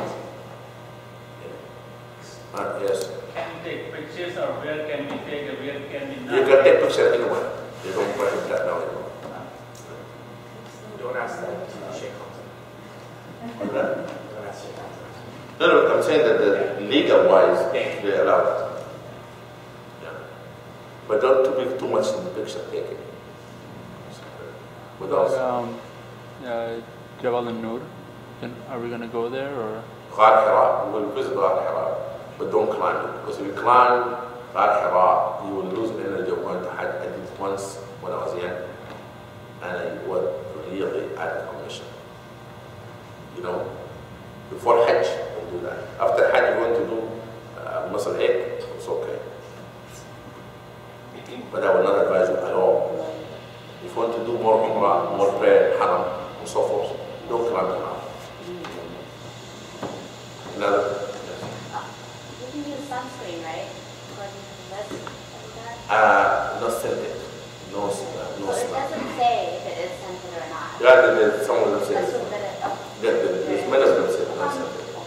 Because of the allergy in America. Yes, they do that. There's several places where you can get unscented, but generally a lot of the grocery stores carry this Aveeno's Naturals line, and they have every item, like face wash, everything. Like sometimes the lotions are easier to find unscented, but the soaps and the more specific items, Aveeno Naturals is the one that has it. Excellent. Any other logistical? Yes? First day we directly go to Medina or where people If your group going first to Medina, if you go to the group who first go to Medina, then you go to. You go to Makkah first? You go to Makkah first? No, they are first there in the Hajj. Starting from Makkah to Mina. Makkah to Mina. Makkah to Mina, from the hotel you order your haram, you make the name for Hajj and you go to Mina. So it's not required to Magid. No, you don't go to Medina. No, there is one mosque which is Aisha? No. You don't go to Masjid Aisha to make ihram. You make ihram from your hotel.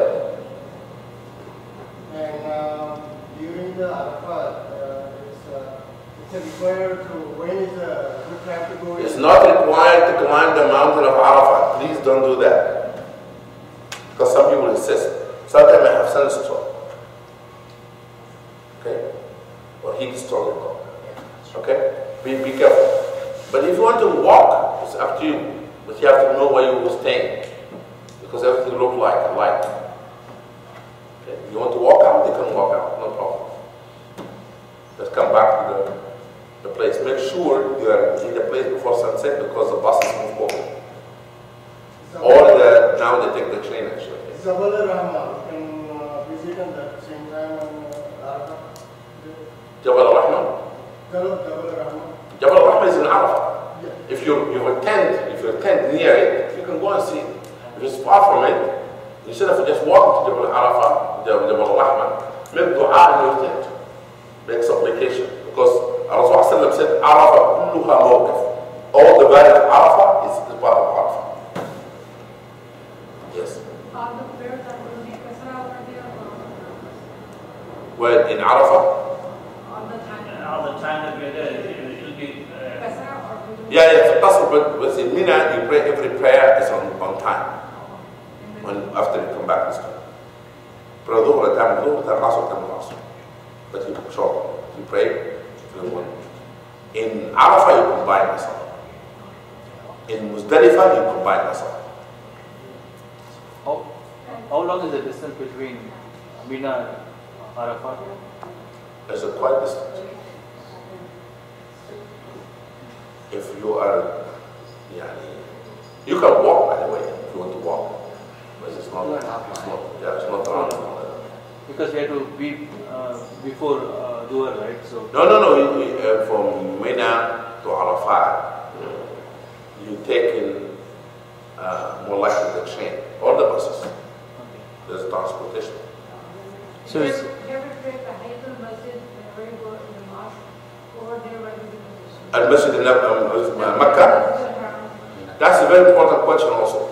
In Masjid al-Haram, when you enter first, there's no tahiyyat. You do the Tawaf. The Tawaf is the tahiyyat. Every time you come, you can do Tawaf if you want to, but you can, because it becomes difficult, it becomes crowded, you pray the 2 rak'ahs instead of the Tawaf. Another question? If someone becomes sick on the first stoning, meaning on 10th of July, can he postpone for the 11th stoning on the 11th? He can. You can do for the 2 days to 1 day, or you can ask somebody to do whatever you have.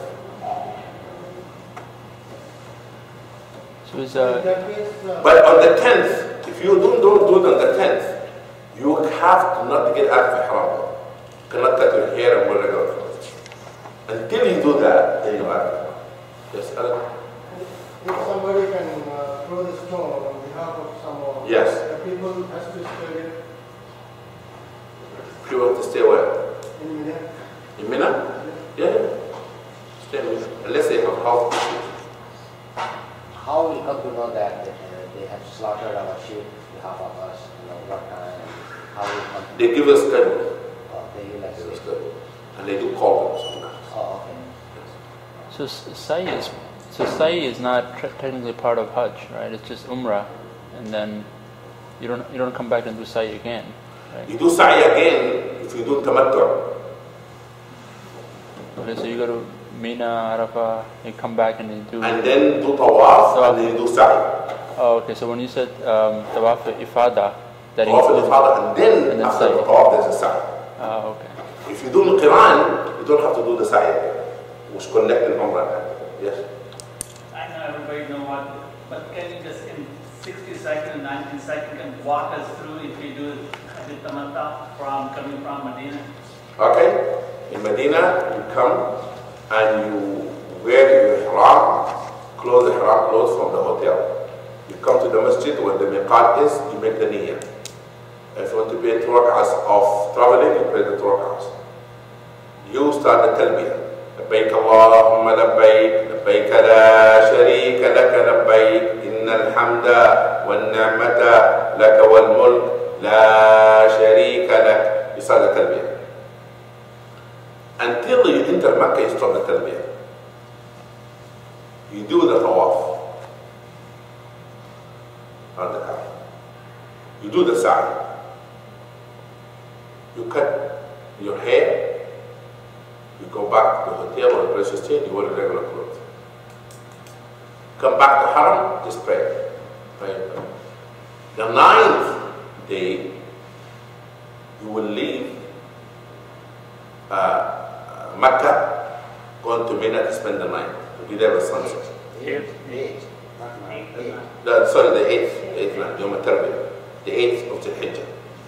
You go, because the 9th is the Arafat. And the 10th is the 8th. Before the 8th night, day, 8th of the Hijjah, you leave with Yom Tarwiyah, you go to Medina. You spend the night. Early in the morning, you leave to Arafat. You go to Arafat, you leave by sunset. You come to Muzdalifah. You pray Maghrib and Isha. You collect your stone. You leave after Fajr. You go back to Medina. You stone any time between that time until sunset. You stone, you get, at that time that they have slaughtered, you cut your hair, you are wearing regular clothes. You spend the night. Next day, after Dhuhr, not before Dhuhr, after Dhuhr until sunset, you go stone the 3 stones, Jamrat. Okay? Come back, we'll have program. If you're going to the group that I'm going, we'll have program, we'll talk about Maghrib, after Isha, so forth. We'll talk about the life of Prophet Sallallahu Alaihi Wasallam. You do that for 2 days. During that 2 days, or 3 days staying, people will go to Mecca. There's a bus. We used to, I don't know now what they do, but the bus will take us to Mecca. We'll do Tawaf, we do sa'i. We come back. We spend the night. The 3rd day, you can travel. You can go back to America if you want to. The 2nd, after the 2nd or the 3rd, after you do Tawaf al-Ifada outside. Or for those who stay back in Mecca, you stay in Mecca regular prayer. If you want to do Umrah in Mecca, you have to leave Mecca to go to Masjid Aisha, and you put ihram from the hotel. You put the ihram on from the hotel. You go to the masjid, you make the niyyah, and come back to your home. And then you come back home. Yes? Before the Hajj, we can make the Umrah. But that? Umrah. The Umrah of the Hajj. If you do the Umrah before the Hajj, it's the Umrah of the Hajj.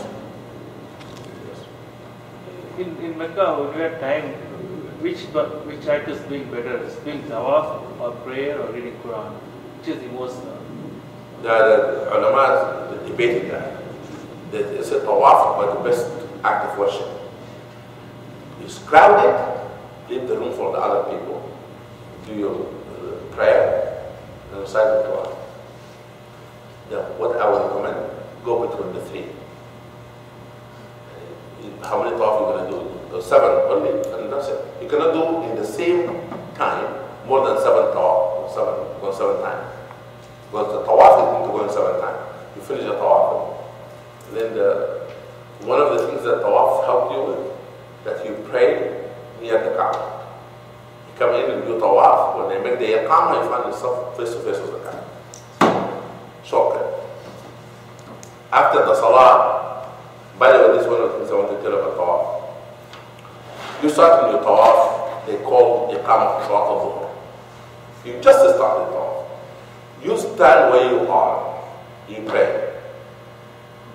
After the Salam, you continue the way you So, everybody else will What? everybody else will be praying to, or somebody will be walking over you when you... No. During the Salah, the first Salah, one will be praying, walking. There is a Every activity in the Kaaba ceased during the Salah. Everybody will be Yes. The problem is if the Salah time comes and you are in Tawaf and you are with your wife or daughter or sister. You pray your wife next to you. So next to you or they with the, because Saudi sometimes doesn't allow and they say that the woman goes to behind because all man and woman cannot. That's the issue. Let me give you, because let me talk about practical tips. Because I gave you the fiqh. But let me tell you my own experience. First of all, don't try to go like 7 people, 8 people, say we're going to stick together. Only the people do this very well, the Indonesian, the Malaysian, and so forth. You are not trained on this. Okay? When you get into the Kaaba, remember the door number. You said to your wife, your father, to your mother, if we get separated, the door, you need to memorize the door to number 7. If you know the name of the door, King Abdul Aziz, King Fahad, Bab al-Umrah, Bab al-Fatih, it's fine.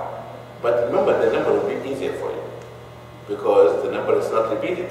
And said, we look at door number 7. No matter how long, we get lost, I will, whenever I finish, for sure, I'm going to ask every human being for door number 7. I'm going to be there with door number 7. It will be patient. Okay? In the door number 7, say, are we going to be inside the door or outside the door? That's all you need to know. Okay? And where the push corner is standing. That's it. Or you can say, after that, I will be waiting near this restaurant. There's a Kentucky Fried Chicken. You don't have to use that. Or Pizza Hut, or you say the tower, the clock. Make a specific mark, landmark. The other person knows for sure, even if it's late, don't start looking for people. Wasting your head and make it intense. From the beginning, let's separate it, that's what you do. Okay? This one. The other thing is that take your shoes in your hand. If you don't like your shoes to get lost, for sure. Because you were going to forget where you put them. Take them in a plastic bag, or carry those bag, or now something fall on the floor. It's gone. Pause. You make grab it and you go side fight. Because the minute you come down to give it, people are going to jump on you. And losing life is better than losing a watch. Just let go of the watch. Are the door numbers written in English? In English. Okay. English and Arabic. Any other logistic question? Okay. Now let me give you something that it might happen. You are walking in the Tawaf and somebody behind you in the wheelchair and it boom to your feet. You know what that means? You're going to bleed. I'm sorry. If the blood comes out of your feet, don't get outside of the medical blood and wash it and so forth and those kind.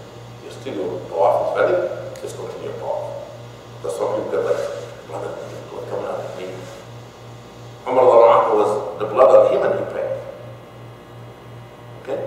Before, don't whatever. But be careful of those wheelchair behind you. Okay? In the Sa'i, alhamdulillah, they have a place for them. Okay? For the wheelchairs. Okay. Now, you can make a Tawaf or Sa'i in a wheelchair. If a person, a sister is pregnant, person felt exhausted, dehydrated, anything, and he still is valid. You can pay somebody to push you in the 3rd floor, 2nd floor for Tawaf, and the Tawaf is still valid. Any other practical question you want to ask about? Yes, yes. So if you attempt to do the Tawaf or say walking, and midway you realize you can't continue. And you can be in a wheelchair if you completely rest in a wheelchair. Actually, you can rest, by the way. If you want to walk away a little bit and rest, sit down till you collect yourself and then stand, that's fine.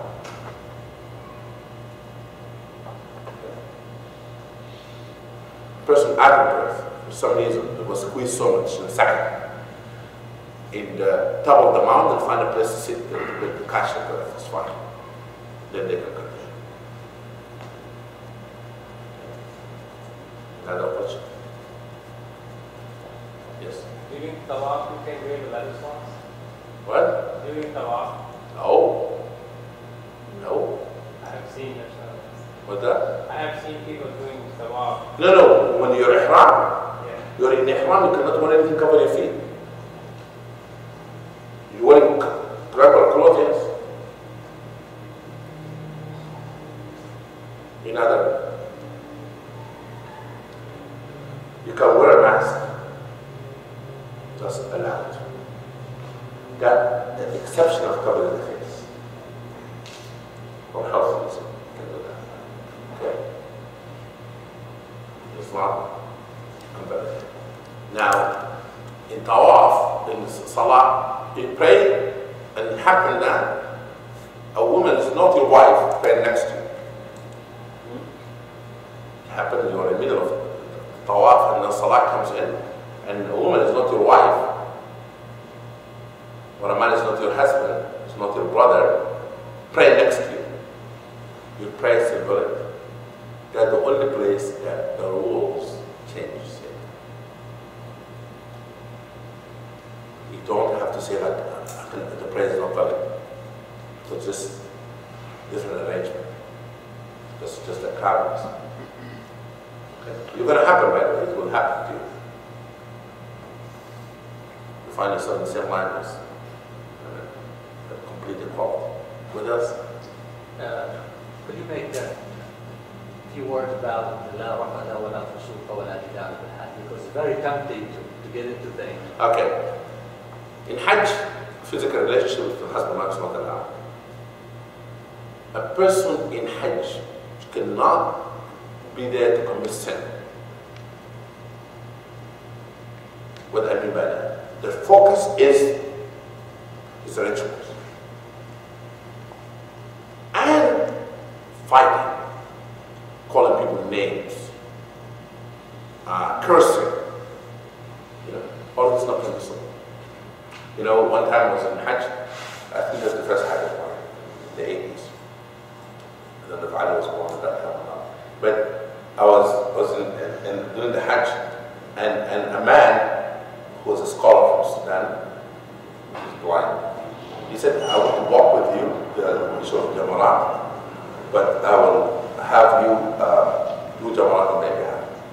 And there's a sister there, throwing shoes and cursing with loud language.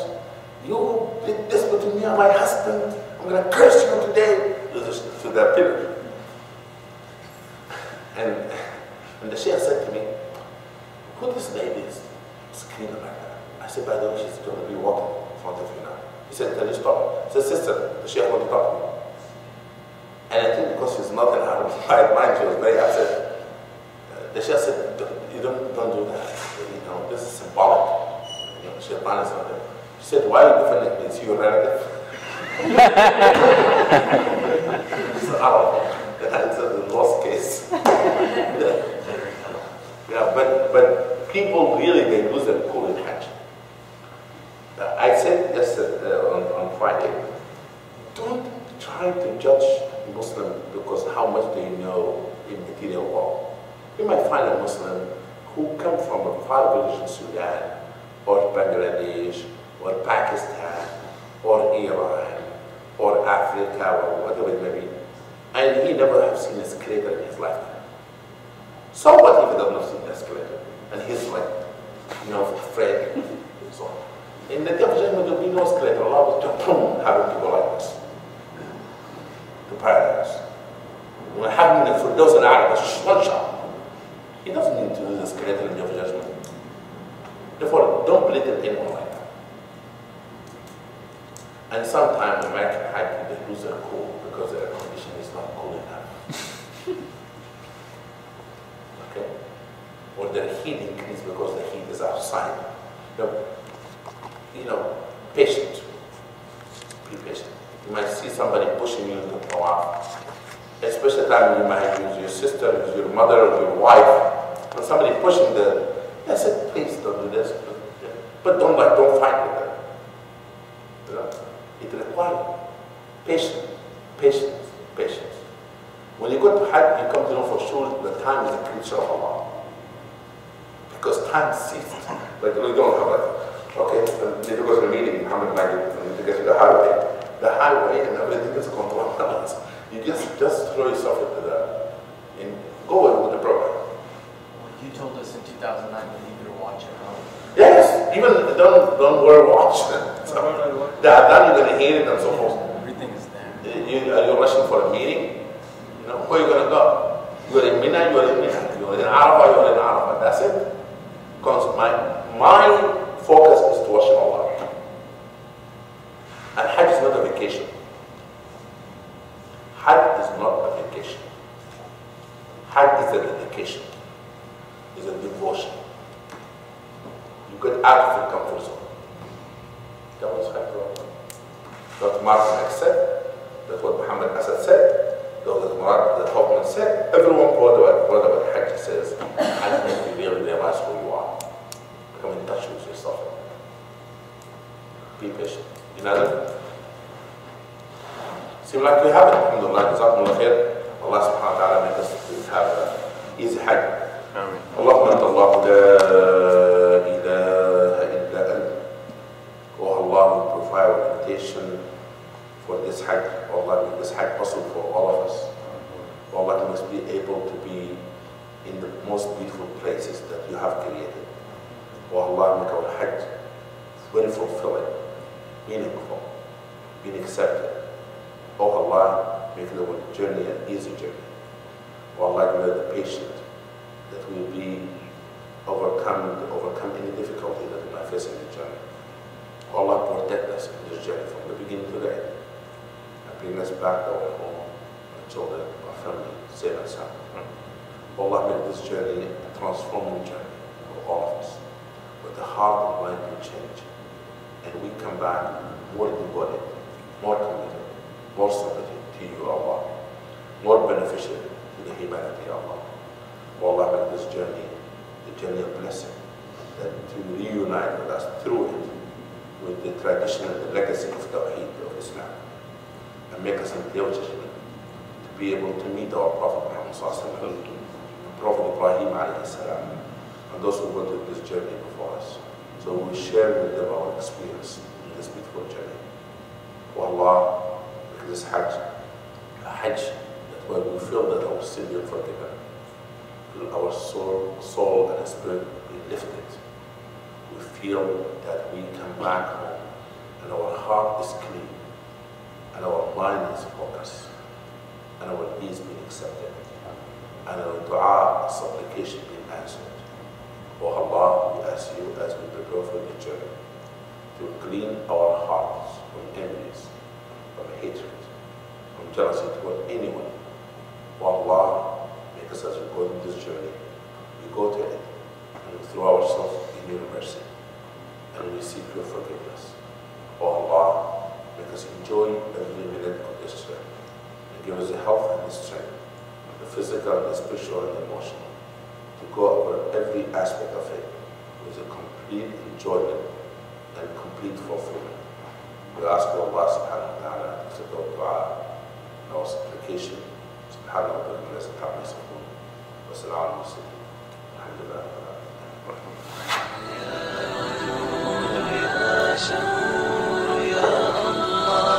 لبيك اللهم لبيك لبيك لا شريك لك لبيك إن الحمد والنعمة لك والملك لا شريك لك لبيك